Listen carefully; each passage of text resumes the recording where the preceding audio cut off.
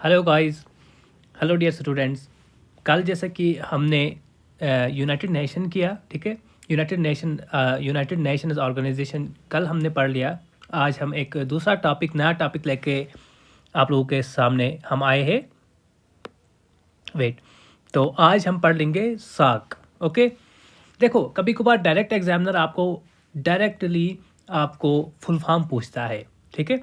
तो इसको आप डायरेक्टली देखो, सार्क या साउथ एशियन एसोसिएशन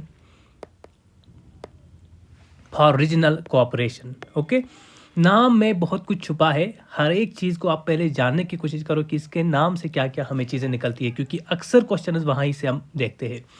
इसका मतलब ये एक रीजनल है, क्योंकि साउथ एशियन एक रीजन को ही डिफाइन करता है। सो एक रीजन की ही एक एसोसिएशन है, ठीक है, रीजनल कॉरपोरेशन है साउथ एशिया की। तो साउथ एशिया की कुछ कंट्रीज़ मिल गई है जिन्होंने एक एसोसिएशन बनाई है। क्यों बनाई है, क्या इसका मोटो है, वो डिस्कस कर लेंगे हम आगे लेक्चर के साथ साथ। सबसे पहले देखो, ये इंपॉर्टेंट पॉइंट है, आइडिया ऑफ सार्क। सार्क होनी चाहिए, एक एसोसिएशन होनी चाहिए, साउथ एशियन कंट्रीज़ की एक एसोसिएशन होनी चाहिए।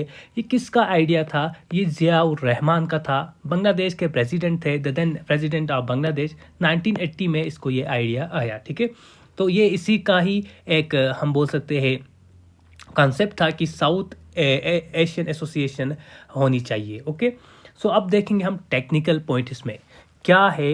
ये हमारी साउथ एसोसिएशन, एशियन एसोसिएशन जो है, ये एक रीजनल इंटर गवर्नमेंटल ऑर्गेनाइजेशन है। जैसे कि कल हमने यूएन में देखा कि वो एक इंटर गवर्नमेंटल ऑर्गेनाइजेशन थी, क्योंकि उसमें इंटरनेशनल की ही ऑर्गेनाइजेशन जो थी, इंटरनेशनल गवर्नमेंट की आपस में इंटर गवर्नमेंटल ऑर्गेनाइजेशन थी। लेकिन यहाँ पे आपको रीजनल मिलेगा, क्योंकि ये पर्टिकुलर रीजन का है, ये इंटरनेशनल लेवल का नहीं है। सो पर्टिकुलर रीजन की ही एक आपस में कुछ गवर्नमेंट की ऑर्गेनाइजेशन है। किस रीजन का है? South Asian countries. I hope ये क्लियर हुआ होगा। ये इंपॉर्टेंट है, ये फैक्चुअल पॉइंट डेटा आपको याद रखना है। इस्टेब्लिश हुआ 1985 में 8 दिसंबर। कहाँ पे इस्टेब्लिश हुआ? ढाका, बांग्लादेश। सो आपको याद रखना है, ढाका में 8 दिसंबर 1985 में इस्टेब्लिश हुआ सार्क। ओके, तो हेड क्वार्टर्स की बात कर लूँगा। ये इंपॉर्टेंट पॉइंट है यहाँ पे। देखो, ढाका में तो इस्टेब्लिश हुआ, लेकिन हेड क्वार्टर काठमांडू, नेपाल में है। ओके, पहले अगर जो फाउंडिंग मेंबर्स की बात कर लेंगे, 7 कंट्रीज़ थी। ओके, ओरिजिनली 7 कंट्रीज़ थी जिन्होंने साउथ एशियन एसोसिएशन बनाई थी फॉर रीजनल कोऑपरेशन। ओके, लेकिन उसके बाद अफगानिस्तान भी फिर ऐड हुआ 2007 के आसपास। अफगानिस्तान भी ऐड हुआ इसमें। इसका एक निमोनिक मैंने यहाँ पे ड्रा किया है। ओके, वो लास्ट में आपको बता दूँगा किस तरह से आप याद करोगे। पहले आप कंट्रीज़ के नाम देखो, इंडिया, मालदीव्स, नेपाल, पाकिस्तान, श्रीलंका, बांग्लादेश, भूटान, अफगानिस्तान। और अफगानिस्तान ये याद रखो आप, 2007 under the president of Hamid Karzai. ये उतना इम्पॉर्टेंट नहीं है, लेकिन ये इम्पॉर्टेंट है कि अफगानिस्तान पहले फाउंडिंग मेंबर ऑफ सार्क नहीं था। ये बाद में 2007 में ऐड हुआ है। ओके, अब देखो याद कैसे रखोगे। आपको सिंपली याद रखना है पिना, PINA। ओके, MBBS तो सबको याद रहेगा। और ये जो है, ये सब कंट्रीज़ जो है हमारे साउथ एशियन कंट्रीज़ के नाम है। सारे नहीं है, बल्कि जो इसमें सार्क में है। ओके, तो देखो, अगर आप इंडियन, यहाँ पे मैंने दिखाया भी है आपको, मैप के ज़रिए भी समझाने की कोशिश किया है।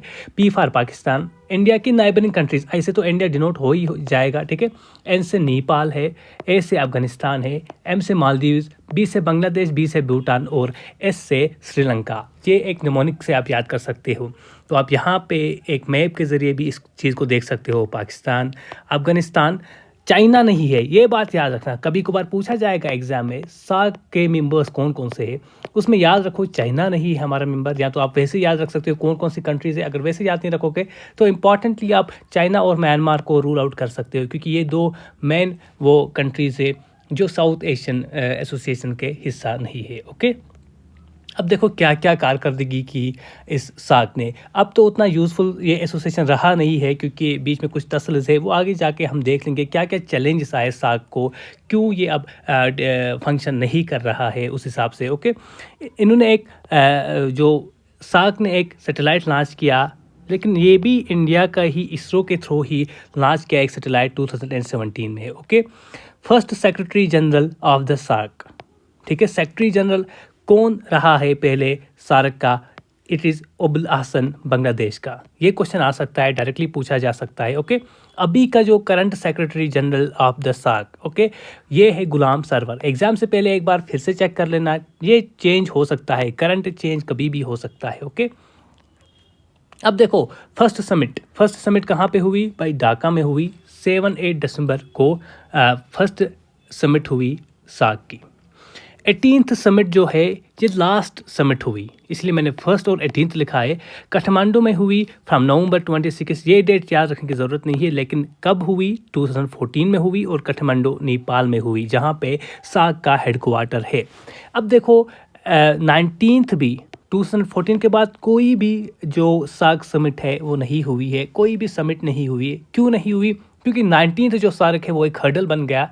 ये जो सार्क समिट थी ये पाकिस्तान में होने वाली थी, लेकिन ये कैंसिल हुई क्योंकि इंडिया पाकिस्तान के रिलेशन कुछ अच्छे नहीं थे, उसकी वजह से ये जो समिट है वो कैंसिल हुई। ओके, सो आपको याद रखना है कि लास्ट जो सार्क समिट हुई है वो काठमांडू में हुई है, 18th सार्क जो समिट है। Okay,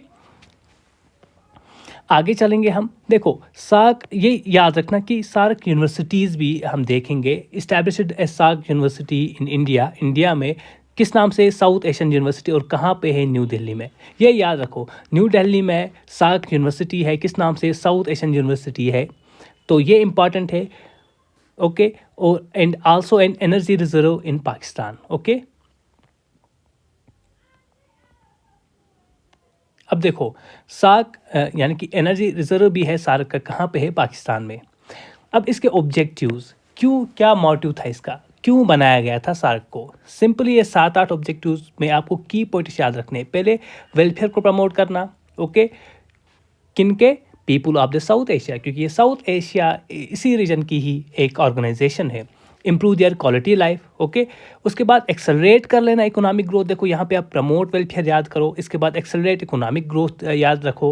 okay, promote and strengthen collective self reliance, ताकि ये जो रीजन है सेल्फ रिलायंट बन जाए among the countries of the south Asia, खुद अपनी पैदावार करे, सेल्फ रिलायंट बने। ओके, इसके लिए सार्क बनाया गया था। Contribute mutual trust, understanding and appreciation of one another's problem. तो मिल बैठ के ये जो 8 नेशंस है ये अपने आप में एक म्यूचुअल ट्रस्ट कर लेंगे डेवलप, अंडरस्टैंड कर लेंगे एक दूसरे की प्रॉब्लम्स को। ओके, उसका समाधान भी, उसका सल्यूशन भी निकालेंगे। क्या ये सब कुछ सच में सार्क करता है?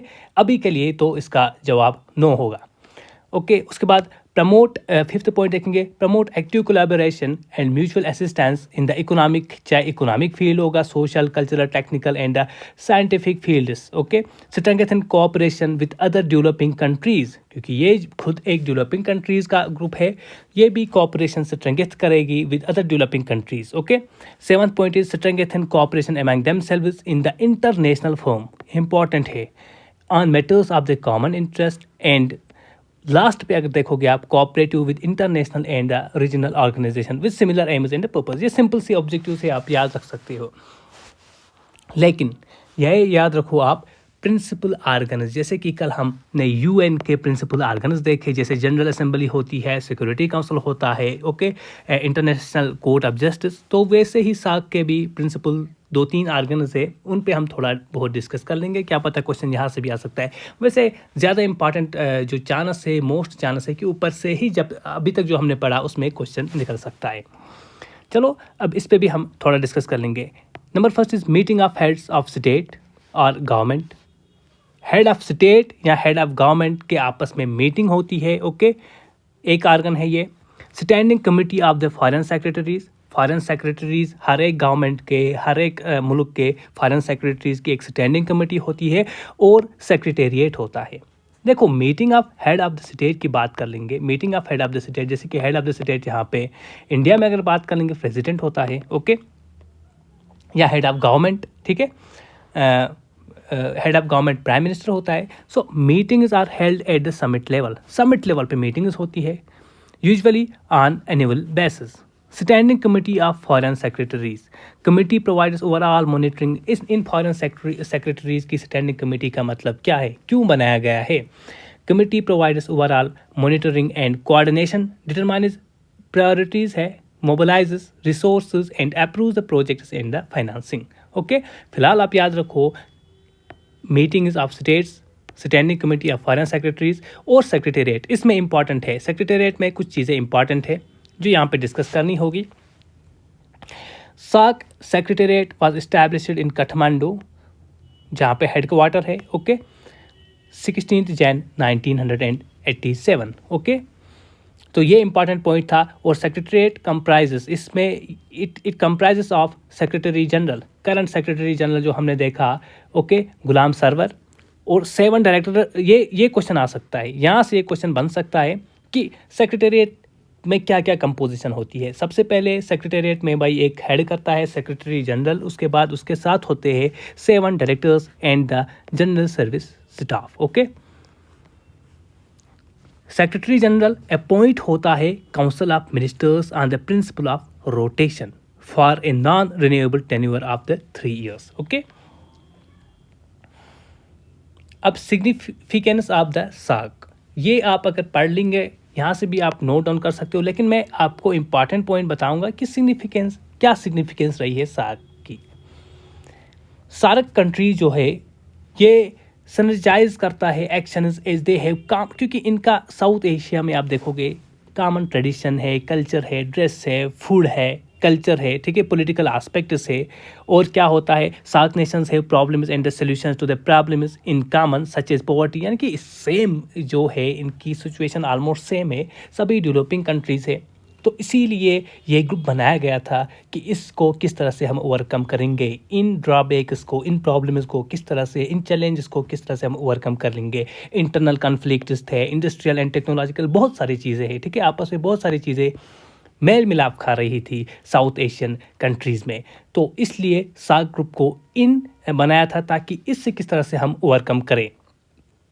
तो क्या इम्पॉर्टेंस रही है सार्क की फॉर इंडिया? देखो, इंडिया में हमेशा एक SAARC is a game changer for India's act east policy. It links South Asian economies with the southern east, okay, South East Asia, which will further boost the economic integration and the prosperity to India. Okay, next is that primacy to the country's immediate neighbors, क्योंकि हमने देखा India के ही immediate neighbors जो है वो इस group का हिस्सा बन गए हैं. Nations of the SAARC help in the creation of mutual trust and peace within the region and thus promoting the stability.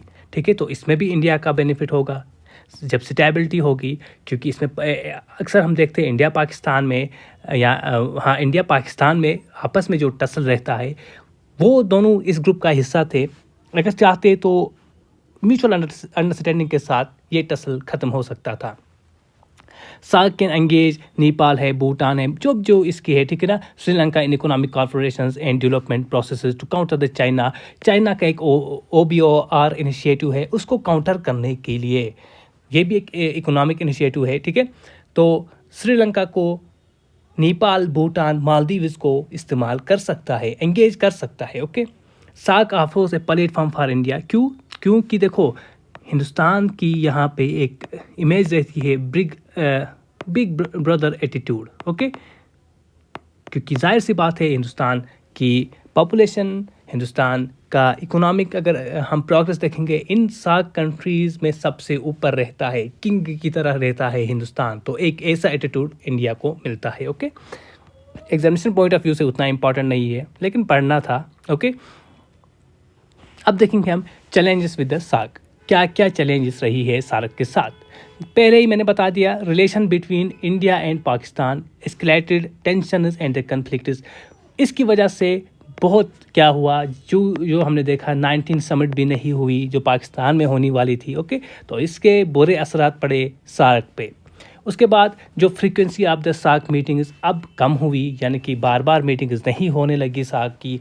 इसकी वजह से भी बहुत चैलेंजेस है सार्क के ऊपर. Okay,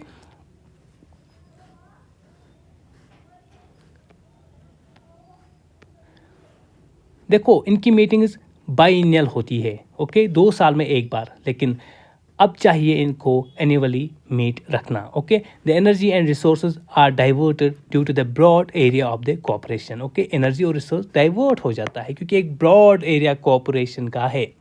the implementation of the SAARC free trade, ये important है, SFTA agreement has not been satisfactory. एक फ्री ट्रेड SFTA बनाया गया था, खैर वो अलग टॉपिक है, लेकिन चैलेंज वो भी रहा है यहाँ पे, वो भी एक चैलेंज रहा है, that has not been satisfactory, okay. So ये था सार्क का कुछ इम्पॉर्टेंट जिस्ट जो मैंने आप लोगों के सामने रखा है। फिर से मैं आपको बता दूंगा कि आपको इम्पॉर्टेंट क्वेश्चन यहाँ से निकल सकते हैं, यहाँ से आपका MCQ बन सकता है, और इम्पॉर्टेंट है मोस्ट इम्पॉर्टेंटली एक तो इसके कौन कौन से मेंबर कंट्रीज़ है और ओरिजिनली कितने थे, अब कितने हैं, उसके बाद इसकी ये फुल फॉर्म आप याद रखेंगे, ठीक है।